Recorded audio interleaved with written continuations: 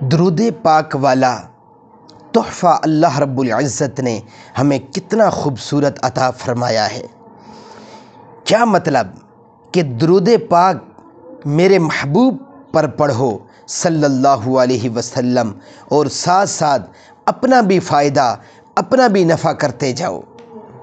جو کثرت سے درود پاک پڑھتا ہے نا، سب سے بڑا نفع اور فائدہ تو اسے یہ ہوتا ہے کہ اسے محبوب خدا سرکار دو عالم حضرت محمد صلی اللہ علیہ وآلہ وسلم کی زیارت نصیب ہو جاتی ہے۔